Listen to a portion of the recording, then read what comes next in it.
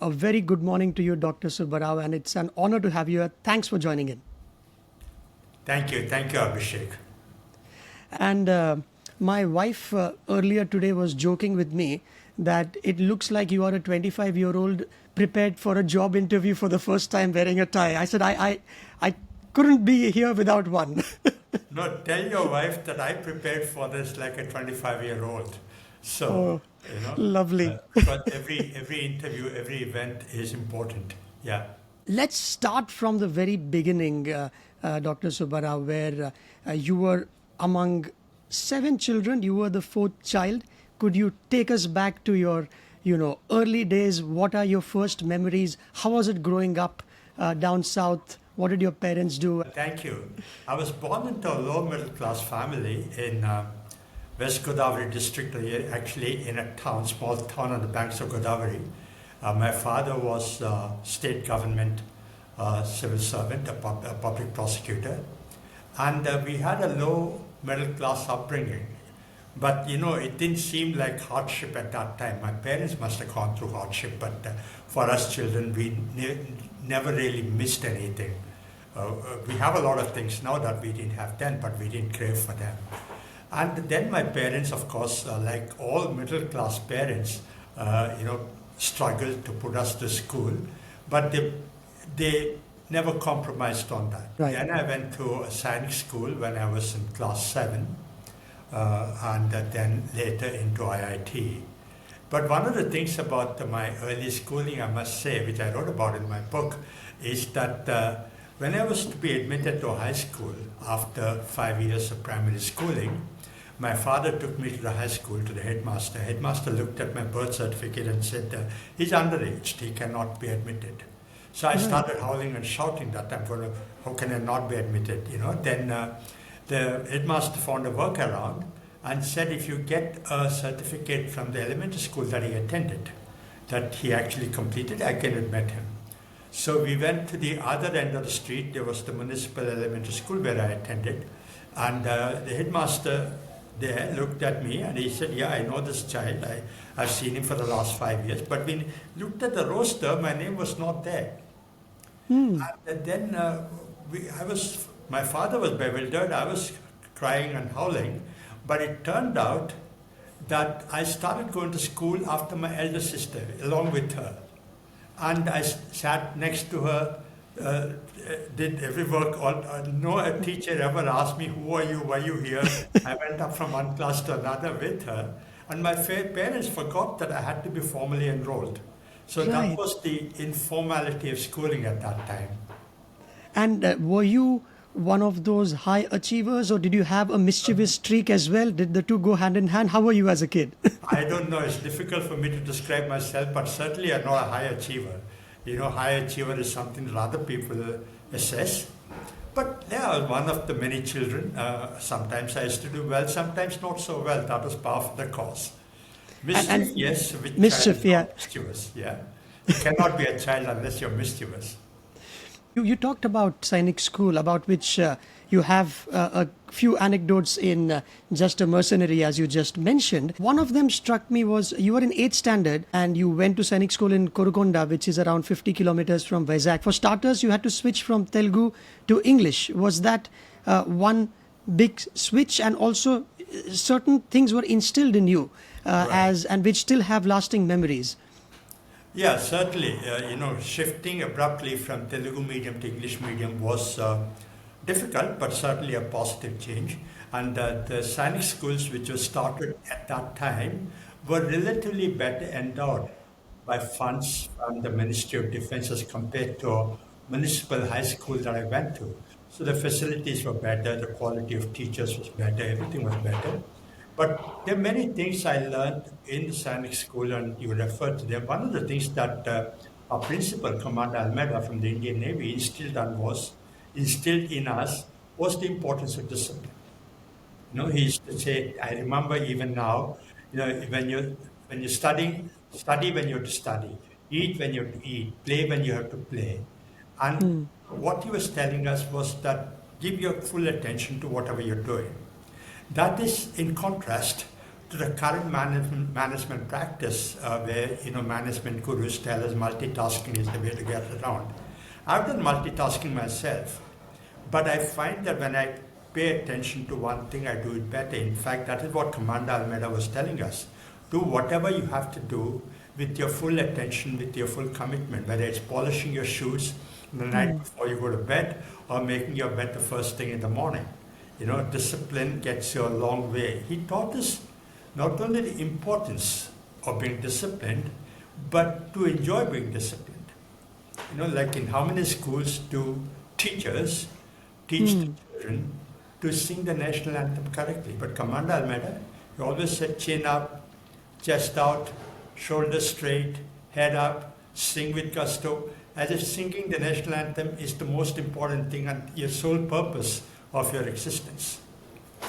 Then, of course, sorry, you were going to say something. No, and did you sing the national anthem in exactly 54 seconds like it's meant to be? Absolutely. That was the military timing, 54 seconds. And subsequently, many years later, I came across this commencement speech by Admiral McRaven of the US Navy, and he talks exactly about the same thing, the importance of making your bed first thing in the morning. He was training to be a Navy SEAL, and one of the things they were required to do was make their bed perfectly in the morning. The supervisors, the teachers, instructors came to inspect. And he thought to himself at that time, what is the importance of making your bed when you're preparing to change the world, becoming a Navy SEAL?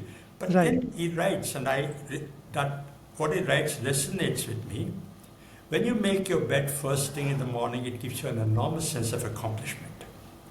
It's a small thing, but the small thing might lead to many, many small things over the course of the day, because it gives you a motivation. And if by any chance you've had a bad day, when you come back home and see your bed well made, it gives you some relief. So making your bed first thing in the morning is a great discipline, I believe. And that has stayed with you, even in small things that you do, whether it is focusing on one thing at a time. And coincidentally, Dr. Subbarao, just a couple of days back, I was fortunate enough to have a podcast with Dr. Ted Schwartz. He's a neurosurgeon, and he's written a good book on the human brain, a biography of the brain. And he says the same thing, that oftentimes during brain surgery, we can't be thinking if a surgery has gone wrong moments ago. And it's a new one. I have to focus on this bit. Right. And if something goes wrong there, I can't think about what will happen 2 minutes down the line or rue the missed opportunity. You just have to be in it at the same time. I relate to that. You have to learn from your faults, from your mistakes, from your failures. But when you're doing something, pay your full attention to that. And the wisdom of your learning and experience automatically comes into what you're doing at that time. And talking about learning, you chose physics for your engineering as well as masters, IIT Kharagpur and then IIT Kanpur. What fascinated you to physics? When did that start happening? Was it a teacher who said that, hey, this is a beautiful subject to look at? How did that start? Well, I was good at math and sciences. Of course, math is a language of science. You could study math, but the physics excited me more because I didn't realize at that time, although I had a vague idea, but some of the most mind-bending things come in physics, right? Like the fourth dimension, quantum mechanics, probability, etc., which are really, we cannot relate to in our three-dimensional world or in our daily life. So understanding them in a mathematical way was really an exciting thing to do. So I was fascinated by physics.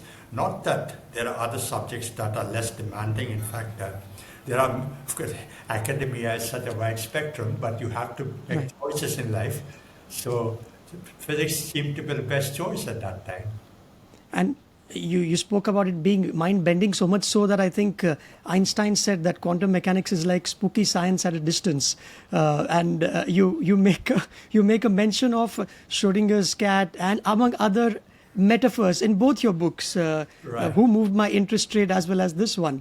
So that has stayed with you despite your career as a bureaucrat and thereafter the governor of the RBI. Yes, certainly. What you learn in school, what you learn in college stays with you. Physics is, of course, a great discipline, but what I learned in physics did help me in later life, in whatever I was doing, physics is a very quantitative science. Where you do an equation and then it falls out. Real life is not like that. Real life, a lot of judgment is involved, but there's a lot of analysis involved as well. It trains your mind. Yes, and in the real life, can you go back again to when your dad told you to sit in a rickshaw rather than take a bus to go to the interview venue for the big day when if you crack it, you will be either an IAS or an IFS. Did that put any additional pressure on you? Abhishek, you're talking about my interview day, my IAS UPSC interview day. That was in 1972. And, I was still studying at IIT Kanpur at that time. I took an overnight train and came to Delhi at 5 o'clock in the morning. And I went to my friend's house, changed, showered, pressed my new suit, wore a suit for the first time in my life. My friend's mother gave me breakfast. I ate that. My interview was first slot in the morning at 9 o'clock in early February. And early February, Delhi used to be still damp and dark at that time. So at 8 I was ready and my interview was at 9. There was enough time given traffic conditions at that time. But my father, who was down south in Andhra, kept writing to me that you take a taxi. He was anxious that I must arrive at UPSC in good shape. So there I was for the first time in my life, wearing a suit, for the first time in my life, sitting in a taxi, arriving at the UPSC for my interview. Lovely. And how did the interview go, if I may ask? Well, the interview in the event went quite well, but not the first 3 minutes. In fact, I write about that in my book, which is that the first thing the chairman asked me was, when did you arrive? Are you still at IIT Kanpur? I said, yes, sir. So he said, when did you arrive in Delhi? I said, this morning, so I took an overnight train. He said, when do you finish at IIT? I told him another 2 months. So that's just warming up. Then he turned to one of the members, and the member asked me, do you read newspapers, Mr. Subbarao? I said, yes, sir. Which newspaper? The Statesman, sir. So did you see this morning's newspaper? I was flustered. I had not seen that morning's newspaper. And then the chairman came to my rescue and said, look, it's still dark and damp. I'm not sure you've seen today's newspaper. Why do you ask him? He was preparing for the interview, he was coming here. Then the other member smiled and said, okay, tell me, did you see yesterday's newspaper? I said, yes, sir. Tell me, what was the front page picture in the Statesman yesterday? These days, if I look at a newspaper, I forget instantly what I saw. But that time I remembered, I said, sir, it was a picture of Muslims celebrating Muharram. Immediately he said, celebrating? Is Muharram a festival to celebrate? So I was flustered for a second time, in 1 minute. Then he explained to me that Muharram is a day of mourning, for the Prophet's grandson who was martyred. Then he said, you should have known all this. You were in Kanpur, and Kanpur has a large proportion of Muslim population. At any other time, I would have got defensive by saying, no, the Kanpur campus is away, we don't get to go to the city. But I was so dumbstruck at that time that I couldn't open my mouth. And then he asked me, okay, tell me which sect of Muslims observes Muharram. Then the chairman said he doesn't even know what Muharram is, why do you ask him all this? So within 2.5 minutes, my interview dissolved in front of me. I was putting so much hope on that interview just dissolved. And then I said, okay, the members will go through the motions of interviewing me for the next 20 minutes or 15 minutes and then dismiss me. But in the event, the interview went for the normal time, 40 minutes. We discussed a lot of things. Center-state relations, Nixon's China visit, agriculture in Punjab versus agriculture in Andhra Pradesh, the uncertainty principle in physics, existentialism, Mrs. Gandhi's style of governance, a lot of things. And the interview went on from improved in quality. And I'm glad to say I scored the second highest in the interview in that year, a matter of great satisfaction. How did you celebrate that? Do you remember what you did? But much later, the IAS result came, and of course, celebration. I was still in IIT. I celebrated with my friends. They we used to call it bunk. They pushed me in the air and kicked me on my butt. But that was the way of celebrating in IIT.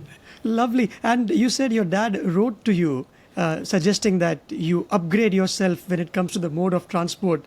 Now, writing, this was a different era. I read in your book that even to book a train ticket, you had to go physically in line. Obviously, I have done it, but I didn't know that that person behind the counter had to send a telegram to wherever to.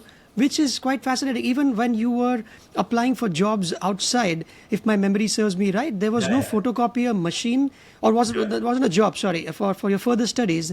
There was no Xerox machine or photocopier in 100-kilometer radius. Yeah. I mean, that shows how ancient I am.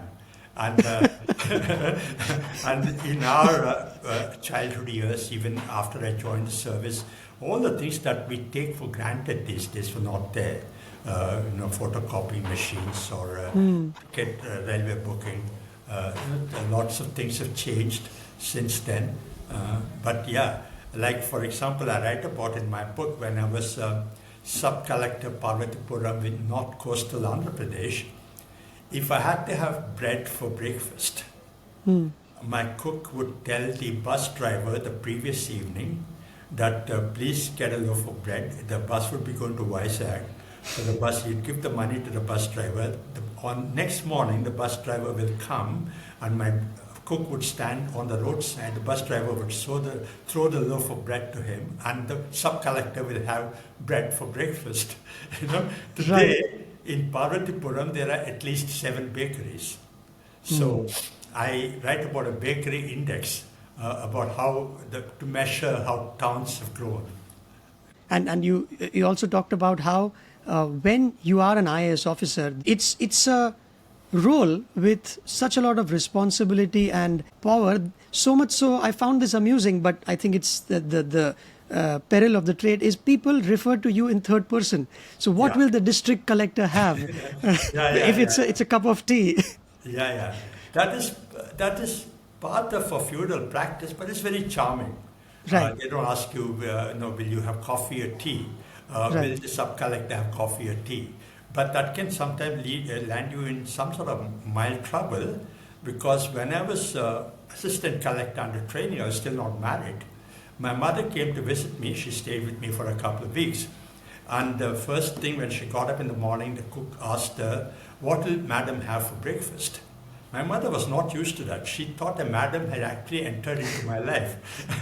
And I had to explain to her that that's the way of speaking. That is so sweet. And how was your style of governing? Every IAS officer may have a different style. What was yours? Because you are just thrown into the open from an academic background, anybody for that matter in that position, to figuring things out for themselves. How did you go about it?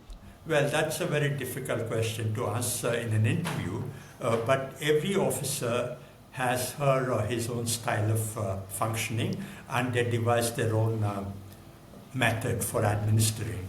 But I, for one, believed, at least in the early years of my career when we had field postings, that visiting the field is very, very important. To be an effective IAS officer, seeing is believing. If you actually go and see, that is much more enriching experience than just sitting in your office and reading a paper, reading a file.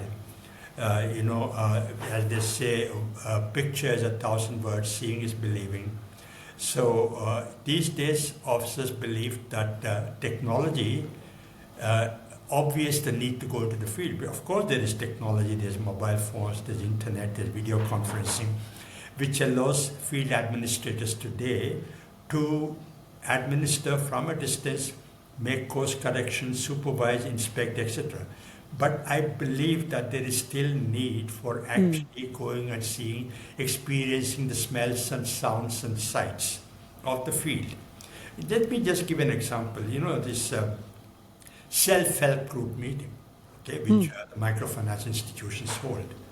Now, if you actually go into a meeting, you can see the sociology, the dynamics of that meeting. Whereas if you're watching once in a while from a video conference, it's not the same thing. You know, how people experience poverty, how people experience their daily life is very, very important for a field administrator, which will come in a big way as you grow in the career ladder. And in fact, I also want to say this, that what distinguishes the IAS from all other civil services is the field exposure IAS officers get early in their career, which is expected to, and experience has shown, has prepared them for higher levels of responsibility as they moved up the career ladder. Right. I had an experience as a layperson with an IAS officer, and I found it to be a whole different world. You can correct me if it was an isolated incident. So I was researching for a little story and I had flown down to Ahmedabad. The moment I landed, there was a coterie of 4 or 5 people with a big bouquet, and I said, hey, I'm here to, as an unbiased person, so I'm not on anybody's behalf, I wanted to investigate something in Gujarat. And they put me in a car, a white Ambassador. The guy drove like the road belonged to him. Right. And when we visited the field, suddenly when we would get out, a chair would appear out of nowhere, and I'm sitting there in the village, and everyone standing in line saying, hello sir, hello, how are you doing? At some point I had to tell very politely to the officer that as much as your intentions are noble, if I am with you, they will not answer the way an unbiased person should. So it's so big. I mean, that aura around an IAS was the first time I saw that. Is that something that happens then? Yeah, certainly I relate to what you say, and when I've experienced that myself. But I want to tell you something about, not about me, but when I was governor RBI, Dr. Manmohan Singh was the prime minister. And, when I went to see him, once I told him, sir, lots of magical things are happening in financial inclusion. And, next time you go somewhere, if you give us time, we'll take you to a village and show you what's happening. Right. And Dr. Manmohan Singh very rightly said, if the Prime Minister goes to a village, he's not seeing the village as it is. They're going to doll it up, they're going to dress it up, they're going to doctor it. So the Prime Minister can never ever see a village, at least today. Maybe Pandit Nehru had done it. But today it's impossible for the Prime Minister to see a village as it normally exists, right? Right. So that's the peril of being a dignitary. And one of the what should I say, requirements of the dignitary of the IAS officer, for example, is to cut through all that.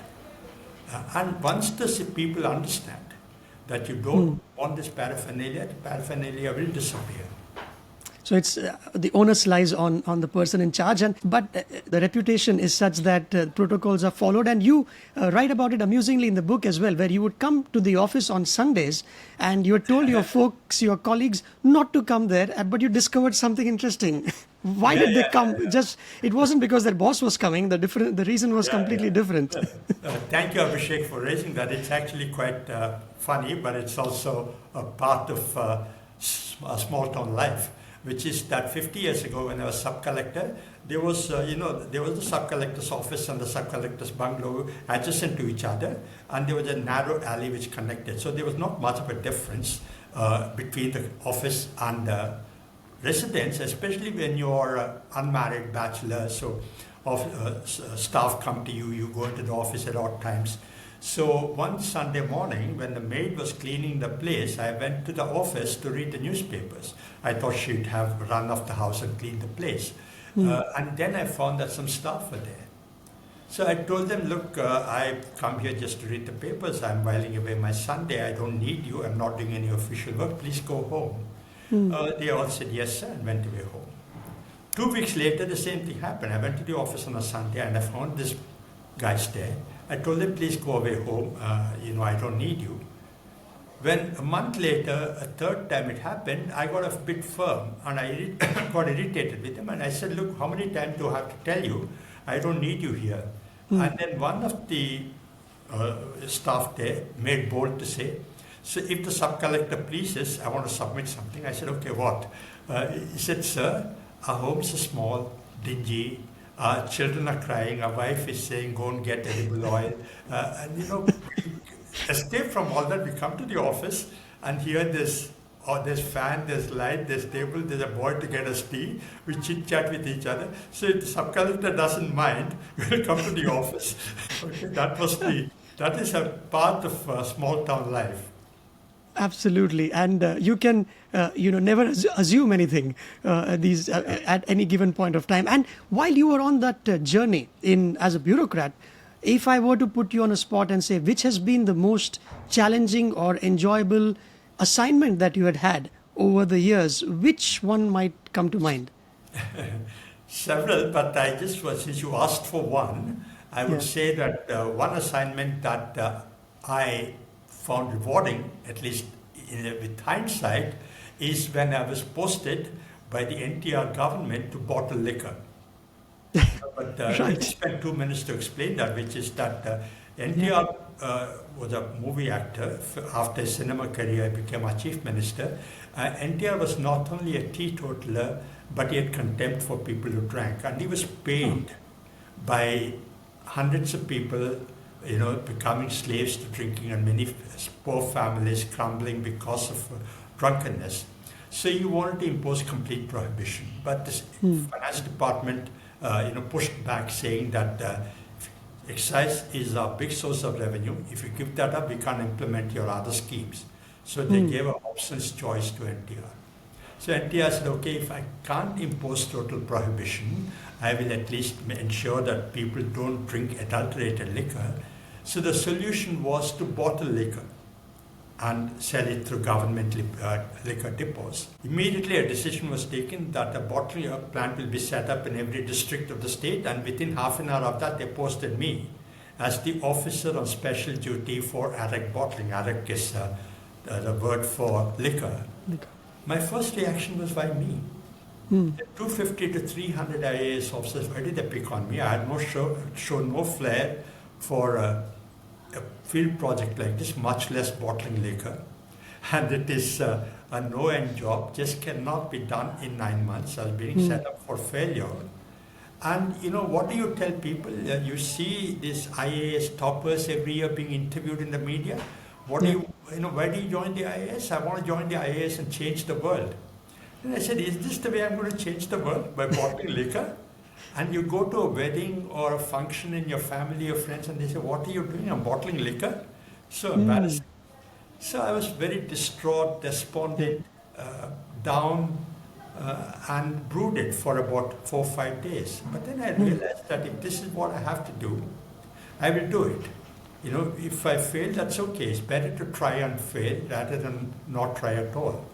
So I got together a team, I learned a lot on the job, and eventually we completed the job. All 23 districts, bottling plants, fully machined, fully staffed, all systems in place 3 days before D-Day. Wow. So a very satisfying experience when I look back, although it was challenging in real time. And one of the lessons that I learned from that is that whatever you have to do it with passion. This is contrary to what they teach you in leadership seminar, which is that discover your passion and follow it. But my experience has been that life does not often or give you the opportunity to pursue your passion. To succeed in life, you have to do whatever you are enjoying to do with passion. Play the cards that you're dealt with. Without complaints. Well, you can complain to your wife or to your family, but yeah. Nothing. You have to make sure that you give your best, like I said before. Right. And if you fail, that's okay, because since we are using failure can be a great learning experience. Right. I think that cliche comes to mind where you have to roll with the punches because they are not going to stop and just get on with it. You talked about it wasn't a smooth ride either, especially when you're working with eccentric chief ministers who have meetings at 5:30 in the morning, where you had to leave your house at 4:30 a.m. You had to coordinate with different components, vendors to get this going. And it wasn't exactly smooth. How was that experience of working with the likes of NTR, the 10th Chief Minister of Andhra Pradesh? No, NTR was a very unusual politician, because he was impulsive, of course. He had to get things done, but he meant very well. And looking back, I must say that he achieved things that a normal calculating politician would not have. For example, the giving a share in property under the Hindu Succession Act to women. He did that at least 20 years before it became a central act. Okay? And then abolishing the village officer system, which is deeply entrenched. He abolished it. College capitation fee, abolished it. A calculating politician would not have done it. He would have thought, okay, what are the pros and cons of doing this? But NTR did not know enough to fear. Okay, he just did. Of course, he had some failures because of that, but some long-lasting successes. Of course, he had his own style of functioning, like you referred to, as indeed every chief minister. We hear stories of chief ministers' idiosyncrasies, their what should I say, positives, negatives. That's part of the folklore in the senior civil service. You keep talking about them all the time. And one of NTR's was actually start his day at 4:30 in the morning and finish by 4 p.m. in the afternoon. And another thing that you were expected to do, especially when you were in the finance ministry, is not just deal with politicians, but also an arbiter between Finance Minister Chidambaram and the RBI governor at the time, Mr. Y.V. Reddy. They would be at loggerheads that would be putting it a bit of an extreme, but there would be disagreements, and you were the agony aunt, were you then? That's right. Mr. Chidambaram was the finance minister, Dr. Reddy was the governor, both extraordinary figures, very, very smart, very, very well-meaning, and very strong personalities.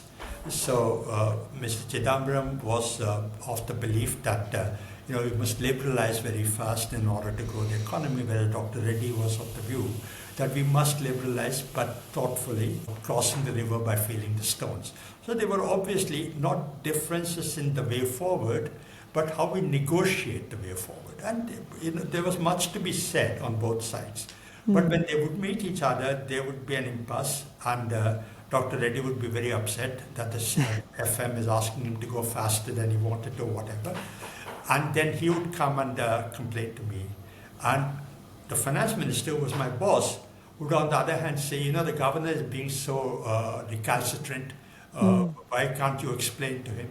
So both of them would come to me and, pour out their sorrows, and in the expectation that I would actually go negotiate on their behalf to the other party. So I was stuck in between, but it was par for the course, part of my job, and I really enjoyed doing it, between both of them. As I said, they're exceptionally smart people and very well-meaning. They meant well. Yes, and the kind of versatility that is required or was required of you is something that stands out in both your books. The second one being, or the first one rather, was Who Moved My Interest Rate, that you wrote soon after your stint as a governor of the Reserve Bank of India. One of them, I just quote from Just a Mercenary, is this, that you were expected to learn quickly, and the quote, while compiling balance of payments, the question of when does an import become an import? You learned that ships and some aircraft that don't cross the customs border are not counted as imports, even though they have been bought. So the data collected by the customs authority, who actually track the physical movement, and the RBI that tracks the financial data, there could be a gap. Now, this is something that they may not teach you in textbooks, and you just learn on the job, is it? And Absolutely. They would be... Yeah, actually, Abhishek, I want to connect to a conversation that we had earlier. How does your learning come into effect, as you do? So I studied physics and then studied economics. Then I was doing regular IAS jobs. But of course, what I learned in college and what I learned through my experience came to play, but not so explicitly. When I joined the Ministry of Finance as director in charge of balance of payments in the late 80s and early 90s, that was the first time when something that I learned in a classroom from a textbook had actually come into play, because we were compiling the balance of payments. And I realized that compiling balance of payments in practice is a lot different from the abstract version that you learn from a textbook, like the one you quoted. When does an import become an import? Is it when the order is placed, when it's paid for, when it's come here? And sometimes after all that, like you said, it still doesn't count as an import because it's not crossed the customs barrier. So according to the customs data, an aircraft or a ship has not been imported. But according to the finance data, if you track that, it's been paid for, so it shows up in imports. So how do you reconcile between the two? And you raised an important point. This is one of the differences between the government balance of payments and the Reserve Bank's balance of payments. Reading between the lines at a different level altogether. And the time that you had between the offer that would have come to you as the cabinet secretary, which is the highest civilian position someone can hold, and that was your ambition, to getting the offer of the Reserve Bank of India, everything happened in a blur, right? I don't think you had more than 48 hours to prepare yourself for the big job. Were there butterflies in your stomach? What happened there? Yeah, first, I was finance secretary, and as a career civil servant, my ambition was to be the cabinet secretary, which is, as you said, the highest civil service position that the civil servant can aspire to. And being governor of the RBI was not on my radar because I didn't think I had the qualification or experience to be for that job. Besides, there were other very strong candidates for that job. But when Mr. Chidambaram asked me, would you like to be considered for the job? He said, you can think through and come and tell me. I said, no, I thought on my feet, being the governor is a great deal, why would anybody have second thoughts about it? So I told him, sir, if you want to consider, please, I'd like to put my name forward, so please do consider. Then he said, I just wanted to check because the Prime Minister said you're in line to be the Cabinet Secretary, so I just wanted to check your preference. So no, sir, I will certainly like to, be a contestant for this job. And then, of course, some informal interview had taken place. I write about that in my book. Then I had to go away to Brazil for the G20 meeting for 3 days. The interview completely vanished from my mind. I was deeply engrossed in the flight and on the meeting. When I landed back in Delhi at 2 o'clock in the morning, unusually my phone was flooded with congratulatory messages and I did not know what it was for. So as soon as I got into the terminal, I called my wife and she told me that you'd been appointed as governor. And then, of course, there was both the sense of satisfaction, fulfillment that you landed the job, but also the sense of challenge, whether you measure up to the task, what are the challenges you're going to face, are you equipped for it, how do you learn? You get that in every job, but this was a particularly sharp transition. So the butterflies in the stomach were many, many more. And what a transition that was. You did not get a chance to have what they call a honeymoon period, where the first few weeks are spent in getting to know the colleagues and the situation. And just for the sake of our listeners, this is the timeline. On September 5th, 2008, you took office when the biggest concern that India had at the time was high inflation. September 7th, 2 days later, the American government took over the home mortgage firms Fannie Mae and Freddie Mac after the investment crisis happened there. September 10th, Merrill Lynch crumbled. September 12th, AIG almost folded. September 16th, the big one, Lehman Brothers happened. Now, how was it for you to establish credibility, have your wits about yourself as a new boss so early on in an institution the size of RBI who are looking up to you to make certain decisions? How was it? Yeah, one thing I have learned in my long career, flitting from one job to another, is the challenge of an IAS officer is to learn from the people you have to lead. You don't know many things. You ask your staff, what is this? They explain to you, but then you have to take a decision. So that's a very odd combination, but a successful IAS officer does that. You learn and you lead as well. So when Lehman Brothers collapsed, it landed the world and India into a devastating crisis. But in India, let me tell you a small anecdote here. In India, there was dismay, disbelief, denial about why we should be affected by the crisis. They said this is because of subprime lending, because of toxic derivatives, because regulators were sleeping at the wheel. But that didn't happen in India. Our banks were responsible. They didn't do any sinful things. Our regulators were vigilant. Why should we be affected?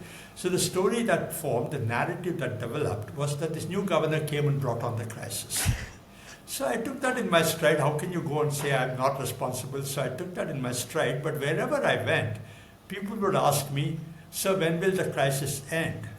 So I used to say that you people think that I brought on the crisis. The crisis will end when my term would end. Right. For good measure, I would tell them when my term would end. Yeah. Here's the thing. The week after I left the Reserve Bank, crisis ended.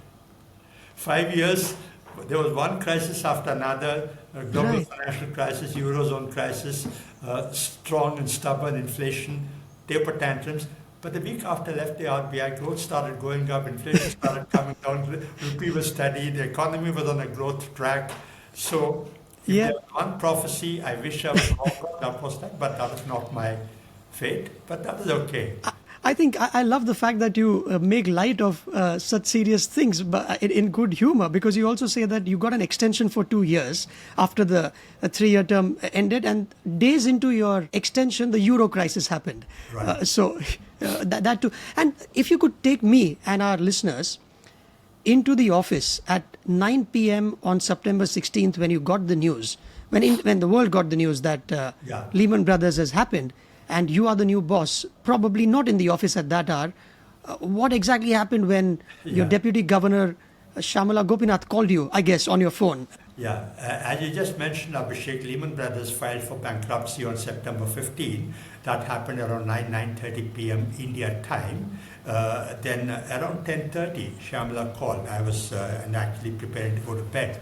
And she said, Sir, Lehman Brothers collapsed. Can you come to the office? We have to do something. So my first reaction was, why? Storied institutions have been falling for the last 10 days. Just as you rolled off the names, Abhishek. So what is special, what is different about Lehman Brothers that we have to go to the office? But Shamala, she's an experienced, wise central banker. She realized that Lehman Brothers was different.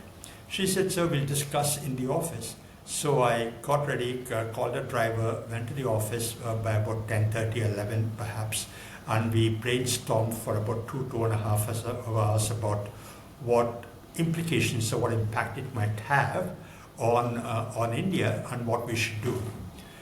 In that huddle, the first thing we decided was that we must ring fence the two subsidiaries of Lehman Brothers. There was a primary dealer, there was a non-bank finance company. We must ring fence them. That was straightforward. But then the staff there, senior management of the RBI, said that we must also issue a statement saying that the Reserve Bank is watching the situation and is prepared to do whatever is necessary. So my first reaction was, it's so banal. Why do you need to make a statement like that? I mean, it is what you're expected to do, right? It's like saying that I get up in the morning, have breakfast. So it's as ordinary as that. But then the senior management told me it's important, so I deferred to them. And I'm glad I deferred, because by 9 o'clock, when the markets opened in Mumbai, that statement by the Reserve Bank had a remarkable calming effect. That the Reserve Bank was seized of the matter. So another instance of learning from your colleagues, but at the same time leading. Yeah, absolutely. And the statement itself was, you said banal, and I looked up the press release from the day on the website of Reserve Bank of India. This is what it says. The Reserve Bank is keeping a close watch on the developments in the wake of the filing of Chapter 11 bankruptcy of Lehman Brothers and in the US, blah, blah, blah, and is in constant touch with banks and other market participants to manage in an orderly manner any fallout of these developments on the Indian markets. Right. What is notable is clarity. There is no ambiguity in the line, as boring as it might sound, but that's what people wanted to hear the morning after. And I think a few hours later, you again sent one more message saying, in order to alleviate these transient pressures, we have decided to take the following measures, and it went on. So, you know what? Sometimes we feel that an organization the size of the RBI might be bureaucratic, and that could be a false perception. But this is very nimble and getting things out when it's needed. So, as such, what does it say about the RBI and you at the time that you led and the institution itself? No, the RBI is a great institution and an epitome of professional integrity. that served the country with dignity and distinction. A lot of people say that among all the institutions, the RBI stands out for its professional competence and integrity. And I experienced that in the 5 years, especially in the first 2 weeks that we're talking about now, that the collective wisdom of the RBI to anticipate market reaction, to act ahead of time, to alleviate the impact of the crisis. That is not, like you said, typically what we associate with the government or with public institutions. The RBI is quite deliberative. In fact, a lot of people complain that the RBI takes a long time to decide on things.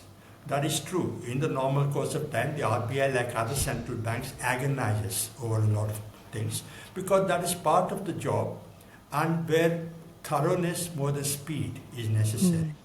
But there are situations where timing is of the essence, where action is necessary to prevent something bad from happening. The RBI can act with alacrity. And I say that not just about the RBI. RBI is exceptional, of course, but even the government over time, we've seen them acting like this. Not the central government as well as state governments. Lead, in the end, you used the word a while ago, a couple of minutes ago, that you defer to your colleagues, but you have to take that final call because the buck stops at you. So, Dr. Subbarao, how lonely is it at the top, and was it for you? If you could give us a window into it, because here's an example. Just a month after the collapse, you announced a rate cut on, it was October 20th, 2008, from 9% to 8%. And Dr. Y.V. Reddy had increased it in July that year. So you, reversed the policy stance. You cut the interest rate in less than 3 months. All this happened before a scheduled meeting. So some people said, why the rush?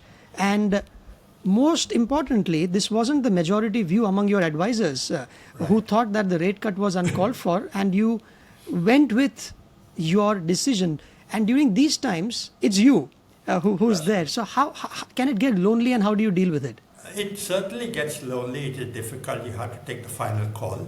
But as I said, you get the advice, suggestions, analysis from your staff. You consult people. Ultimately, you have to make the call yourself. In this decision that you were talking about, cutting the interest rate by 1 percentage point, it was very unusual for its timing, like you said, off cycle, and also for 1 percentage point, because 1 percentage point cut was unprecedented.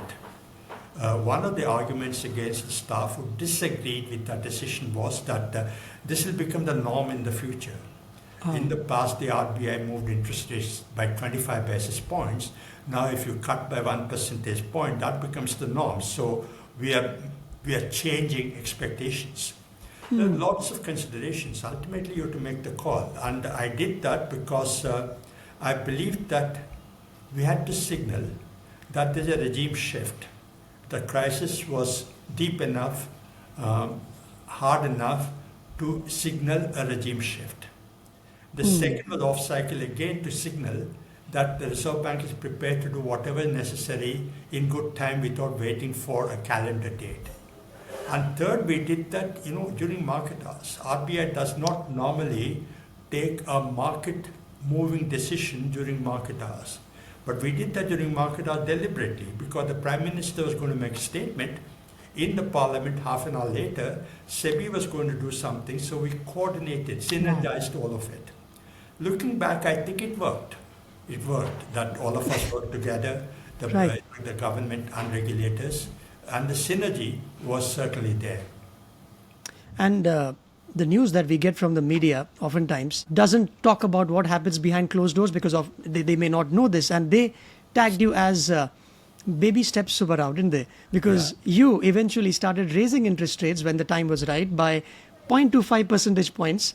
And I think you were the governor who did the most number of rate cuts and rate increases in increments, and that is also a bit of a record since then. But that was for the times. But baby steps Subbarao is what they called you at the time. That's right. The inflation was going up, and there was it was incumbent upon the Reserve Bank to tighten policy, exit from the crisis-driven easy policy and tighten. The question was how quickly do we tighten, how much do we tighten? In hindsight, a lot of people say that we should have tightened much more, much faster. But in real time, it felt to us like that we must be more circumspect because we could not take it for granted that the GFC was all done. The global financial crisis segued into the Eurozone sovereign debt crisis. There was a lot of uncertainty around the world about financial stability. The ECB, for example, the European Central Bank, had raised interest rates and had to reduce them, which is a big embarrassment for them. So we did not want to do that. And also the numbers that are coming out in real time told us that growth was low. So we could not raise. But only in hindsight we learned that growth was actually higher than we were led to believe in real time. So we were acting in the reality of the situation at that time, within the universe of knowledge available to us in real time, whereas critics, of course, they criticize in real time. But that's par for the course. I'm not complaining. I'm explaining. Absolutely. And also, isn't it the vagary of economics, like GDP figures always are deferred live? So even if you are in a recession, any country, even if it is in recession, it only knows about the fact after the fact, when the numbers get tallied. So, and that's another challenge of taking decisions without having data in place in real time. And their data quality and data regularity was more difficult during my time. It's improved, of course, but there used to be a lot of corrections. So if you were doing data-driven policy, you were not sure that the data you have is the appropriate data. And communicating this to the masses itself is an art, is what I learned from both your books. And you act, because markets will hang on to everything that you say, and the stock markets might react, the newspapers might react. You would agonize over every word, every adjective, adverb.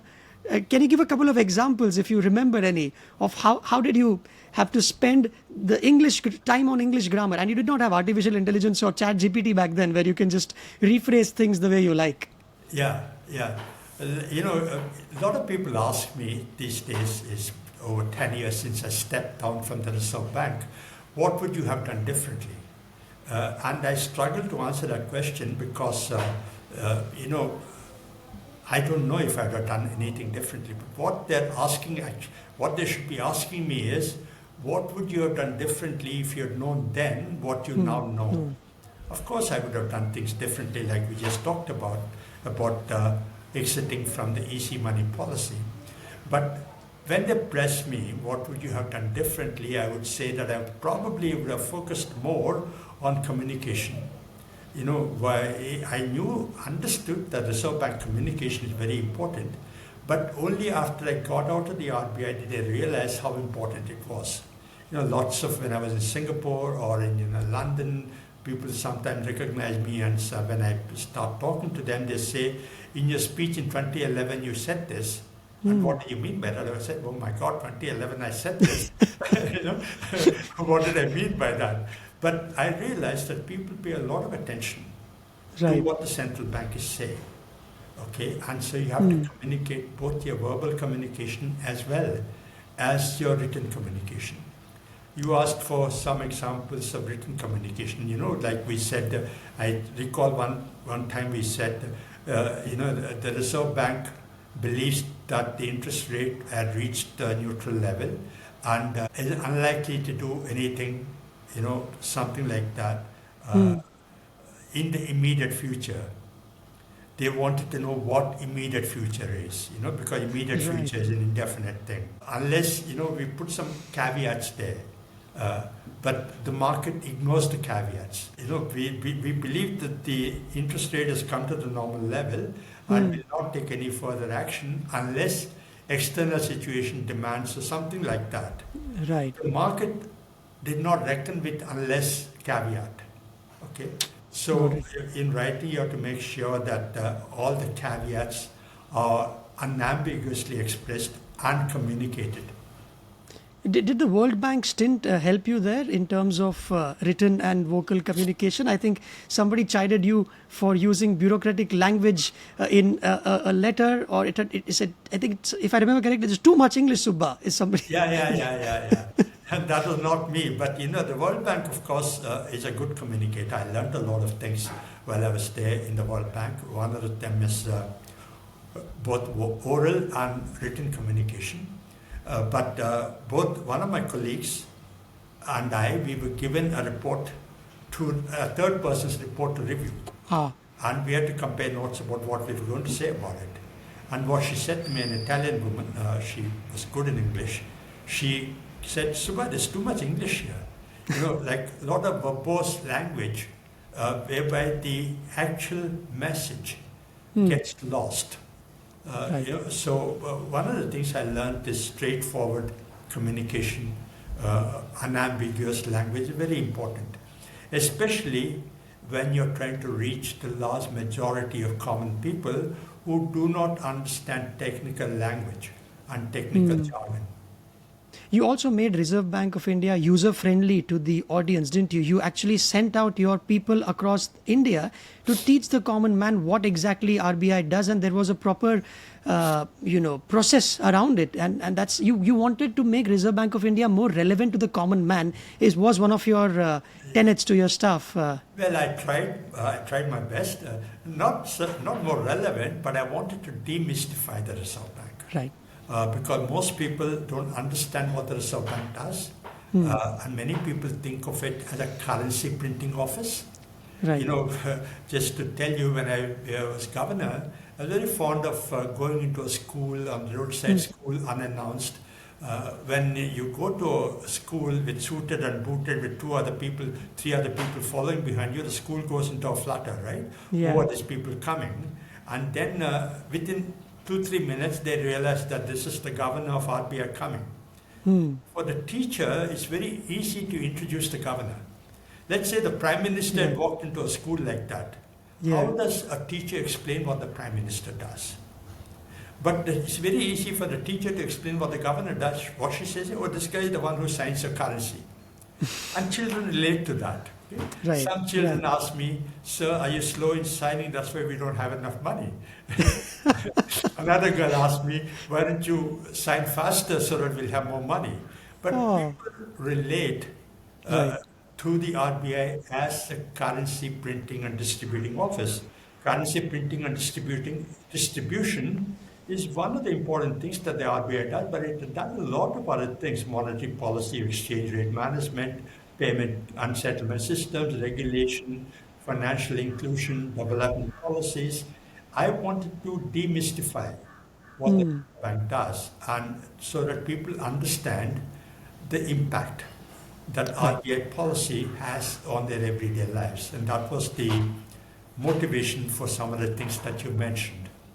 And one thing that is expected out of the boss of the Reserve Bank of India is to also have a frank conversation with the finance minister or the politicians. And how did you go about dealing with that part of it? Because the RBI and the government are as such pulling in different directions, is how I would see it, in terms of one wants growth, inflation, the other wants to control inflation, but at the same time, you may not always agree on everything. So how did you go about dealing with frustration, displeasure, or friction when the finance minister would want the RBI to act in a certain manner? If you could share a couple of experiences. And I think during your time, it was Pranab Mukherjee and Mr. Chidambaram as well.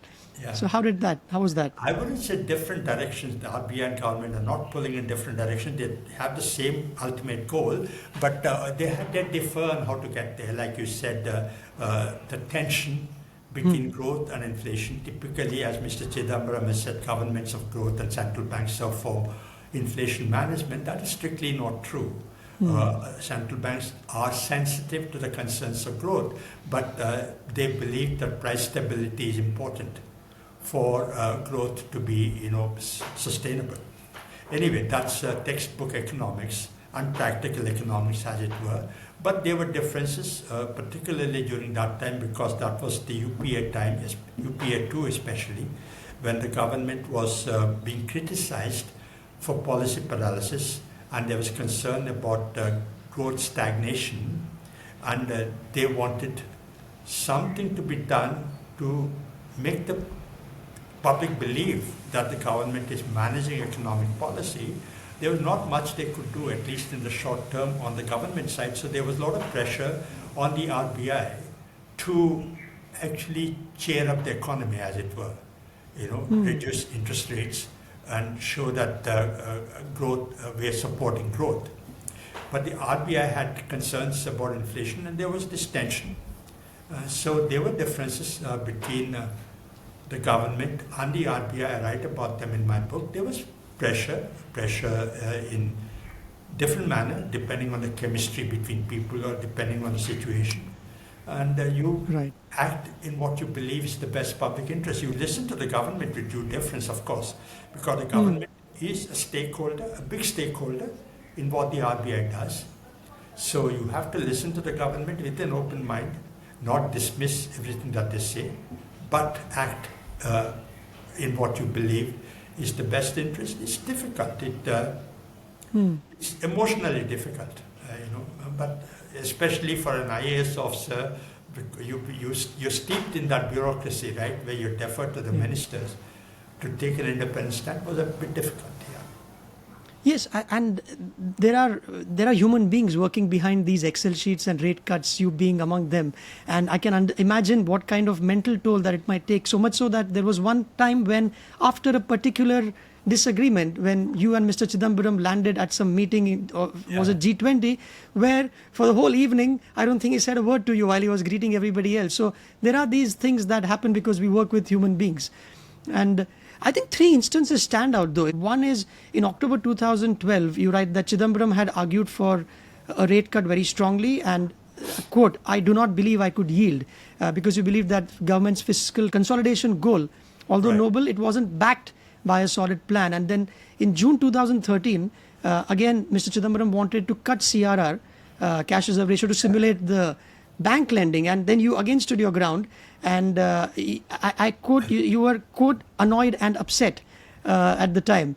And again, before that, when you just walked in, you did not want people to believe that you were a lackey of the government. So when in mid-2008, Mr. Chidambaram put together what I learned was called a liquidity, was it management committee or some such? Yes. And you were miffed because it was a preserve of the RBI. It was an RBI function. Why didn't he consult you? So these are real battles, and you have to take them on occasions then. Yeah, certainly. Especially in early 2008, weeks after I had become governor, we talked about the GFC erupting and impacting our economy as well in a significant way. There was concern about liquidity. And Chidambaram, without consulting me, had appointed a committee with the finance secretary as the chairman and wanted me to nominate somebody from the RBI. Within the RBI, there was great concern about this because liquidity management is a quintessential function of the RBI, and government stepping into it is not only uncalled for, might even have negative implications in the long run. So there were concerns about that. I called up Mr. Chidambaram, actually expressed my displeasure in as firm a way as I could, and told him that I was not going to nominate the Reserve Bank nominee. And this weeks after Mr. Chidambaram actually canvassed my candidature for the governor of the Reserve Bank. They're difficult, but those are occupational hazards. Subsequently, towards the end of my tenure, Mr. Chidambaram had come back as the finance minister, and he actually took on fiscal consolidation head on in a very difficult situation. Hats off to him. And he expected that the RBI would support or complement that fiscal consolidation effort, but we could not do it because of the circumstances, and there was some disagreement about the way forward at that time. What can prepare you for that role as big as the governor with so many things to be done? Although it's not multitasking, you have to finish one, move to the next one, keep A, communication to the public, B, dealing with bureaucrats as well as your colleagues and the politicians. What are one or two, is it that, what kind of temperament did you develop over time and thought, okay, this is something that works for me and let me do this rather than losing sleep over matters that I don't have control over? Well, you can't say I have, things that you have to deliver on, like low and steady inflation, sensitive to growth concerns, financial stability, a well-regulated financial system. You have to deliver on them. You develop your own work practices.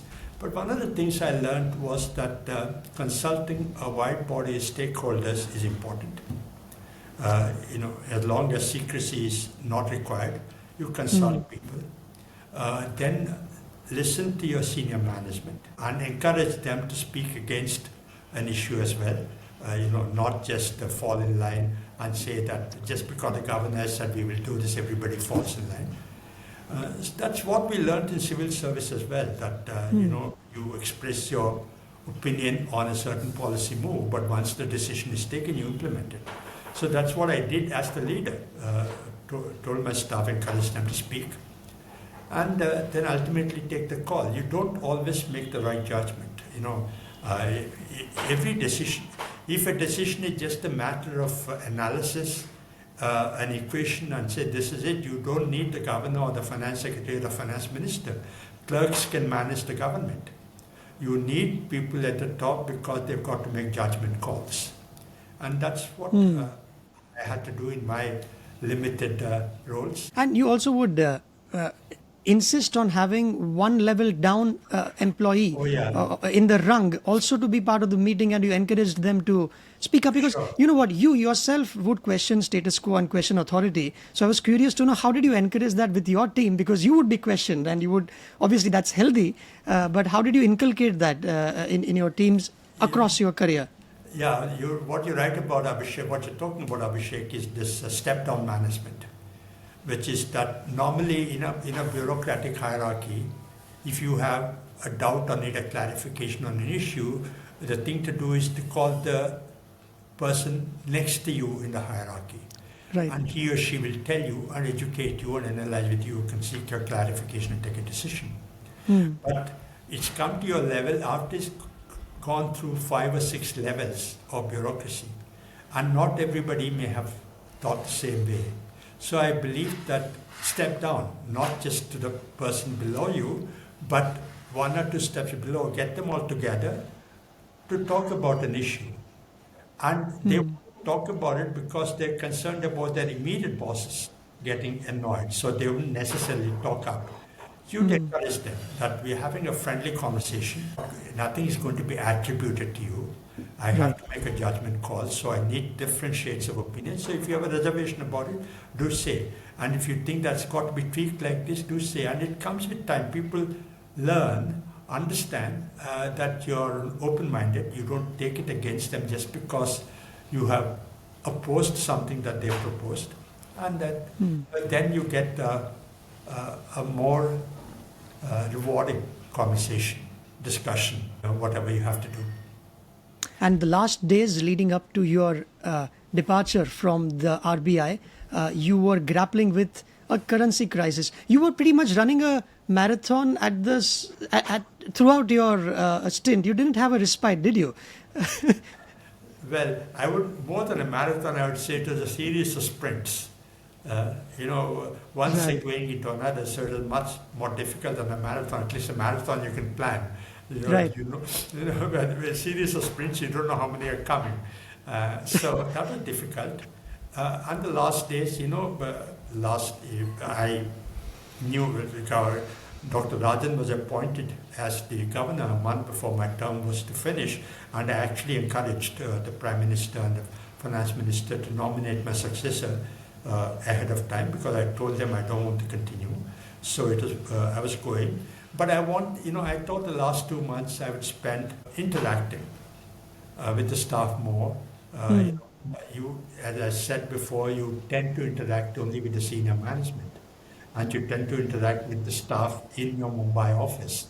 So I thought I'd go around to the 25 offices of the Reserve Bank, meet with them, reminisce the times, but because of the crisis, I was tied down to fireworks and management and didn't have time opportunity to do that. And in your last week, you had to give a speech at some place, and there you got a standing ovation. Can you tell us that? Why did you get that for? Yeah, this connects with something that you said earlier. The differences between Mr. Chidambaram and me had not cut interest rates because of inflation situation in October 2012, I think.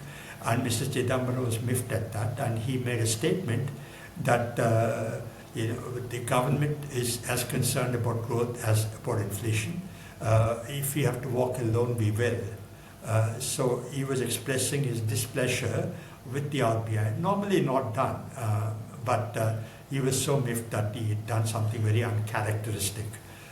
So I did not reply to that. In fact, in the media conference the following day, they asked me, do you have differences? I said, differences are, I tried to paper it down, saying that differences are common, and this is how we acted, but it's not as if there's a serious disagreement. And I said that differences are across the world, everywhere. But I had an opportunity, the privilege of delivering the Palkiwala Memorial Lecture a week before I stepped down. I thought that would be an opportunity for me to recollect my experiences, go over them, my successes, my failures, my dilemmas, my challenges. And that's where I quoted German Chancellor Schröder, who said that I'm often frustrated by the Bundesbank, but thank God the Bundesbank exists. So I said, I hope Mr. Chidambaram one day will say that I'm often frustrated with the Reserve Bank, so frustrated that I feel like going for a walk, even if I have to walk alone, but thank God the Reserve Bank exists. So I just wanted to say that, as Finance Minister, he had his compulsions, but when he reflects on it, he will of course believe that the Reserve Bank has served the country well. The sense of humor, I think you also joke about a barber if you have the time. That little segment, the joke was, no less than that of a stand-up comedian. Dare I say that, Dr. Subbarao? No. do you remember that? A sense of humor helps you get by difficult situations, especially when you're confronted by the media. That haircut thing you were asking about, just let me tell you, there was this, we were transiting from WPI, Wholesale Price Index, to Consumer Price Index at that time. There was a lot of confusion about which price index the Reserve Bank was following for purposes of calibrating the monetary policy. And there was media discussion, commentary on that. So there was, I think it was a Statistics Day celebration in the RBI to give a speech.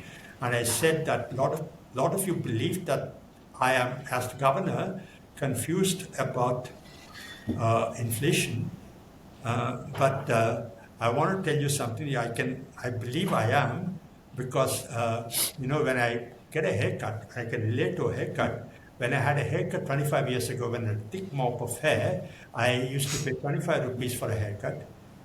10 years ago, when my hair was thinning, I used to pay 50 rupees for a haircut. These days, when I have no hair at all, non-existent hair, I pay 150 rupees for a haircut. I don't know how much of that is inflation and how much of that is paying the barber for the privilege of cutting the governor's non-existent hair.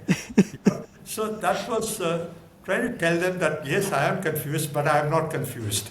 Okay? Yeah, right. It and communicate the message. And you said the reason why the barber asks you those questions to get you miffed enough or irritated enough for your little hair to stand up so that he can cut it easily. This is the book. I enjoyed reading it. One final question, Dr. Subbarao. Just a Mercenary. Notes from my life and career. Mercenary. What was the reasoning behind a rather quirky title? Yeah. No, I considered some other titles for that. Eventually, I landed on this. Because, when I look back on my life and career, I find that the country has given me a lot. We used to complaining about our country, our society, how it is unfair, unequal, unjust. But when I look back on my life and career, I believe that the country has given me quite a lot. I went to a Sainik School with a government scholarship. I got an IIT education, again with a government scholarship. I got to serve in the IAS. I became the Reserve Bank of India governor. All because there is some, I hope, consideration for merit, what's and all. A mercenary, as I understand, is somebody who does something just for the money. he is not motivated by any larger concern. Typically, he fights a war because the government is paying him. He doesn't care who wins or who loses. So every assignment I had in my career, I tried to do my best. But the question that has always arisen in my mind is, am I doing my best because I'm being paid? Or am I driven by a larger cause? Am I just a mercenary?